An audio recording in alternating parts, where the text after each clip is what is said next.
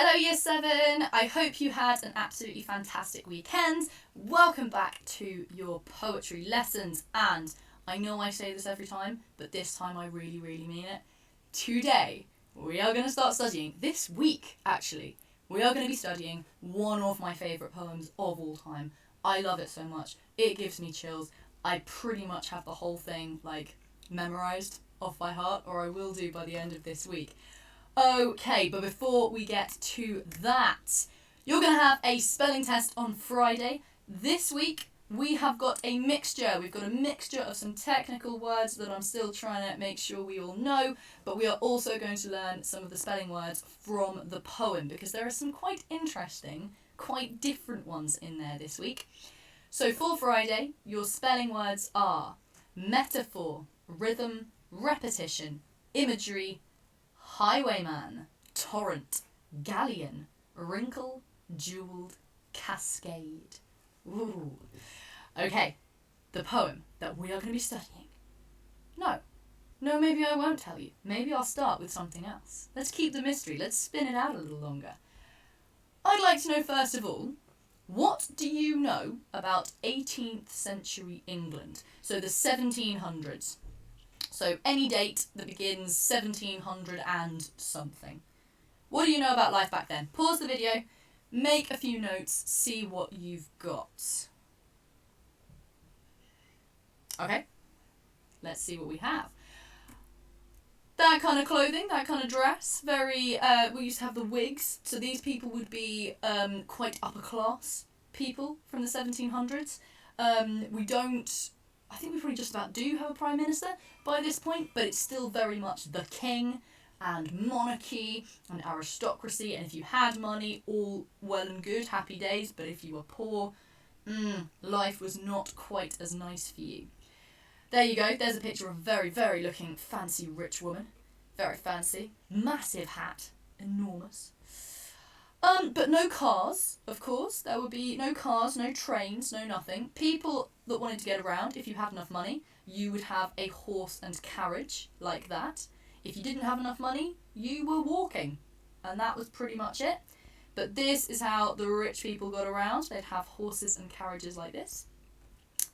No electric lights. No electric lights. So if you wanted to do something after the sun had gone down, you were looking at a candle, you were looking at, have you seen the lamps where people have fire in them? But yeah, pretty much, after the sun has gone down, fire is the only way you have of making light. There's no electricity. Can you imagine just how dark it would be in pitch black at night if there were no lights anywhere?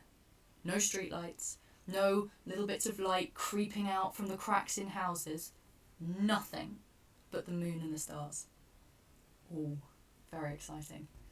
And there you go, people used to ride horses a lot more. That was a main form of transport. Nice. Is that everything I said? Yes, it is. My next question, what is a highwayman? Do you know? Pause the video for me in just a second and see what you think a highwayman is. Any ideas? I'll give you some pictures to help you out. Any ideas what a highwayman might be? If any of your parents are watching, that is Adamant. So that is a shot from a music video called The Dandy Highwayman. So it's Adam Ant, the Dandy Highwayman. He spends the entire video dressed like that, like a highwayman. It's brilliant. Check it out. It'll be on YouTube. Adamant. It will be called Adamant Stand and Deliver. Will be the video if you want to check it out. I recommend it. Okay, so what is a highwayman? Do we know? In real life, they were real things. Highwaymen were real things. Oh, no.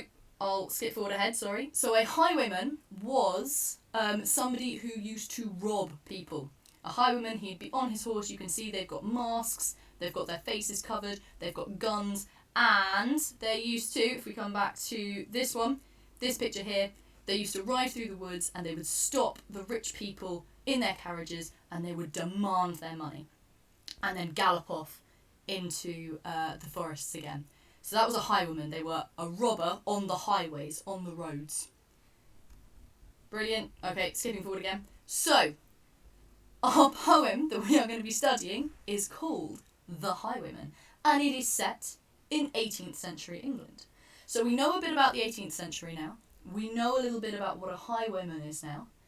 Pause the video for me and jot down a few predictions about what is going to happen in this poem. I'd love to be in a classroom with you guys now and I could actually hear your predictions and see what you were going to say. Oh, I can't wait until we can do lessons like that properly again. But I can't, so we will move on. Let's have a little look. This is the first line of the poem. The wind was a torrent of darkness among the gusty trees. Pause the video again. What does this line make you think of? What do you think the poem will be about now you know the first line? And now, I'm going to give you the last line of the poem. Then he tugged at his rein in the moonlight and galloped away to the west. And in a second, I want you to pause the video again. Now, what does this poem make you think of? Now you know the last line as well. What do you think the poem will be about? Okay, so a little bit of writing here, but the language in the poem is a little bit complicated, so I just thought, let's give you, we'll tell you the story first, and then we'll get into the poem, so we know what's happening by the time we read it. So this poem is set in 18th century England. It tells the story of a highwayman and the woman he loves. A highwayman was a criminal who used to ride his horse around the roads, waiting for rich people to come past in their carriages. They would stop the rich carriages and rob the people inside. Being a highwayman was a dangerous life. If you were ever caught, then you would be executed. In this poem, the highwayman is in love with Bess. Bess is the daughter of a man who runs a pub, so he's a landlord. They can't meet in public because the highwayman might be caught, so he rides up to her window in the dead of night to see her. They believe that they're meeting in secret. The highwayman tells Bess he's going to rob someone that night, and it might be dangerous, but he'll be back for her as soon as he can. He wants to kiss her, but her window is too high up and they can't reach, so Bess undoes her long black hair and lets it flow out of the window. Her hair is long enough to reach down to him, and he kisses her hair before he gallops away. But what the two lovers don't realise is that someone has overheard them. Tim the ostler, an ostler is a man who looks after people's horses while they're in the pub, he has been listening too. Tim is old and ugly, but he is secretly in love with Bess as well. A little bit of danger, a little bit of romance. Let's have a read. So, The Highwayman. The wind was a torrent of darkness among the gusty trees. The moon was a ghostly galleon tossed upon cloudy seas. The road was a ribbon of moonlight over the purple moor, and the highwayman came riding, riding, riding. The highwayman came riding up to the old inn door. He'd a French cocked hat on his forehead, a bunch of lace at his chin, a coat of the claret velvet, and breeches of brown doe-skin. They fitted with never a wrinkle. His boots were up to the thigh, and he rode with a jewelled twinkle, his pistol butts a twinkle, his rapier hilt a twinkle, under the jewelled sky. Over the cobbles he clattered and clashed in the dark inn-yard. He tapped with his whip on the shutters, but all was locked and barred. He whistled a tune to the window, and who should be waiting there but the landlord's black-eyed daughter, Bess, the landlord's daughter, plaiting a dark red love knot into her long black hair. And dark in the dark old inn-yard, a stable wicket creaked, where Tim the ostler listened. His face was white and peaked.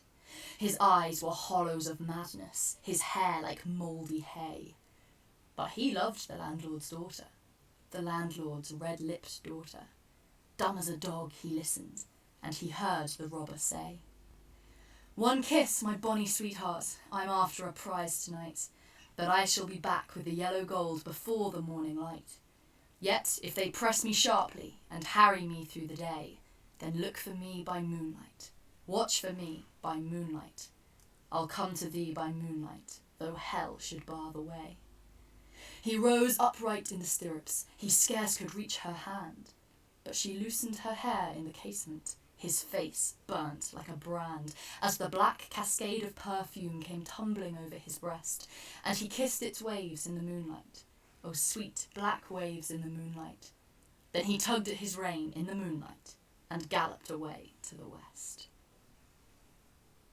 I love this poem so much. It's so good. Okay, right. What are your first impressions now that we have looked at the whole poem? I want you to pause the video and just think, do you like it? If you do, why? If you don't, why not? Okay. The reason why I always ask you for this, guys, is poetry is all about you. It's all about your opinions, what the poet makes you think, what the poet makes you feel. So the best thing you can be doing to get your brains working and to really be thinking is constantly, do I like it? Why not? Why don't I like it? What does that make me think of? What pictures does it put inside my head? That's what we're trying to do with poetry, yeah? Okay, I just want to run through and make sure we're going to carry on analysing this poem as we go through the week. But for now, I just want to make sure that we understand everything. So we start with these gorgeous, what are they called? If something, we're saying something is something else? A metaphor, you got it. So the wind was a torrent, a rush of darkness among the gusty trees. The moon was a ghostly old ship, like a ghost ship in the moon tossed upon cloudy seas. The highwayman in this, imagine it, this dark, windy, creaky, tumultuous night. And remember, there's no street lights, there's nothing. It's going to be pitch black. The only light's going to come from that ghostly moon riding through the clouds. And this highwayman, this robber, comes riding up to the old inn door, up to the door of that pub where people used to get food and stay overnight when they were travelling. Here we go. This is a little picture of what this guy might look like. So he got a French cocked hat on his forehead, so that kind of hat up there, almost like a kind of a sailor's hat. A bunch of lace at his chin, so he's got like a cravat, like a tie. A coat of the claret velvet. So his coat is the colour of claret wine, like red wine. Breeches are trousers you wear when you ride a horse. His pistol butts, the pistol butt is like the handle of a gun. And his rapier hilt, a twinkle, and a rapier is a sword. So he's got pistols and he's got swords. He's clearly quite a dangerous man. But look at that description. This guy sounds amazing. Look at him there on his horse with that as that kind of idea of a picture. We know he's dangerous because he's armed, he's a robber, but he kind of sounds quite exciting. So over the cobbles he clattered and clashed. Cobbles as in like cobblestones that you get on the ground. And he's whistled a tune to the window. He's trying to call Bess, and there she is, plaiting a dark red love knot into her long black hair. So what she's doing, as you can see in this picture, she's got like long bits of red ribbon and she's kind of plaiting the ribbon through her hair to then keep it kind of tied up and decorated. Dark in the dark old inn yard, a stable wicket is the stable door, creaked. Tim the ostler, the man who looks after horses. Now we've got a different description of a different man. So remember, the highwayman was all red velvet, jewelled pistol butts, thigh-high boots, claret coat, bright red coat. Very, very kind of glamorous and dangerous. And now poor old Tim, this is the description of him. His face was white and peaked. Have you ever heard the expression, you look peaky? If you look peaky, then you're looking ill. His eyes were hollows of madness. Look at that metaphor. His hair, similarly, like mouldy hay. Hay is like the dried grass that you feed to horses, so his hair is like dried grass that's gone off. And he loves the landlord's daughter as well. Now, if you were Bess, you've got the guy who looks after horses, who has the mad eyes and the peaky ill face and the hair like rotting grass.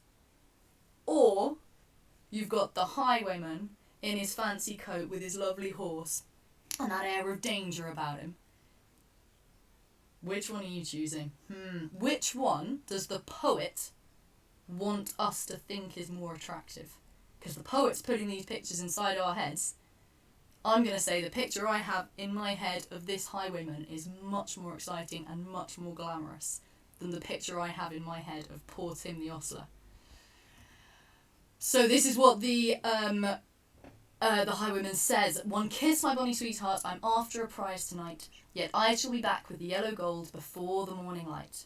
But if they press me sharply and harry me through the day, look for me by moonlight, watch for me by moonlight, I'll come to thee by moonlight, though hell should bar the way." He's basically saying, kiss me, my love, I'm going to go and rob some people tonight, I should be back by morning. But if I get caught, if they chase me and it's too dangerous, I'll come back again tomorrow night. I promise you, whatever happens, even if all hell is between me and you, I will come back for you. Then he rose upright in his stirrups, he scarce could reach her hand, she's loosed her hair, and he's kissed her hair. So there you go. That's a little picture of what might be happening there. Okay, guys, so, jumped one too far. All I wanted to do for this lesson, we've covered the 18th century, we've covered the context. There's quite a lot of quite difficult language in this poem. So I just want you to kind of let that settle. Don't worry if you didn't understand everything. And the work that you're going to be doing for me on Thursday and Friday is going to be much more analysis, much more going in depth on this poem. But please don't forget, there's a spelling test for you on Friday. The words are at the beginning of this video, and there'll also be a challenge video on this very poem coming out on Friday as well. So don't forget to check that out. Other than that, my lovelies, have a fantastic week, and I will see you again reading lesson tomorrow, and I'll see you for more of the Highwayman on Thursday and Friday.